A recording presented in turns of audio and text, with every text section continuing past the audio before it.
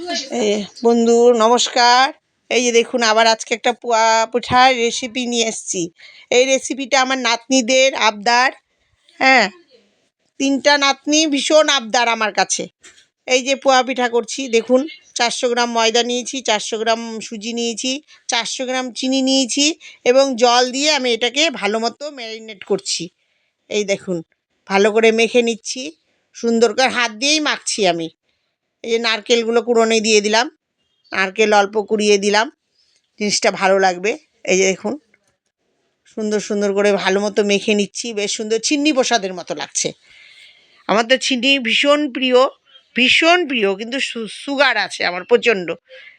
এই যে দেখুন ভালো মতো করে নিলাম, মেখে নিয়েছি। এই যে দেখুন এখন কড়াইয়ের মধ্যে এই যে ভালো মতো মেখে নিচ্ছি, দেখুন সুন্দর করে।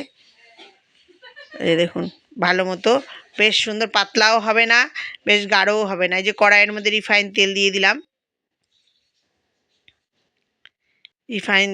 দিলাম, তেলটা গরম হয়ে যাবে এখন। এই এই যে দেখুন পোয়া পিঠাগুলো ছেড়ে দিলাম, একটা ছেড়ে দিলাম। দেখুন আপনাদের কাছে কেমন লাগছে? আমার তো ভালোই লাগে পিঠা পালি ভাজতে, পিঠা পুলি রান্না করতে আমার ভীষণ ভালো লাগে, ভীষণ।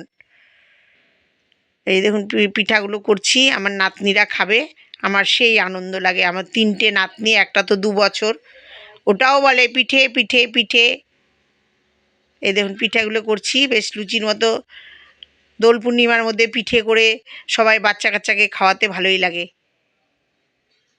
আসছে শিলিগুড়ি থেকে আমার নাতনিরা। এই যে দেখুন পিঠেটা কেমন লাগছে, ভালো লাগছে, লুচির মতো, দেখুন ফুলকো লুচি। আর একটা ভেজে নিচ্ছি, এই যে দেখুন।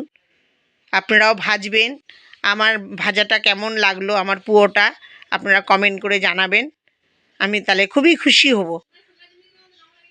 এই দেখুন এই যে ভেজে নিলাম, এই যে ভাজছি, দেখুন কি সুন্দর করে, এই যে লুচির মতো ফুলছে। বাচ্চা কাচ্চারা এটাই আনন্দ পায়। আপনাদের কাছে কেমন লাগছে জানি না। এই যে দেখুন ভেজে নিলাম। বন্ধুরা আপনারা সবাই এগুলো করবেন, খাবেন এবং বাচ্চা কাচ্চা নাতি নাতনি সবাইকে খাওয়াবেন। যে কচি কাঁচাগুলো এরা তো খেতে খুবই ভালোবাসে, বুড়ো বুড়িগুলোও ভালোবাসে। দেখুন বাই বন্ধু, আপনারা সবাই এটা করবেন, খাওয়াবেন এবং খাবেন।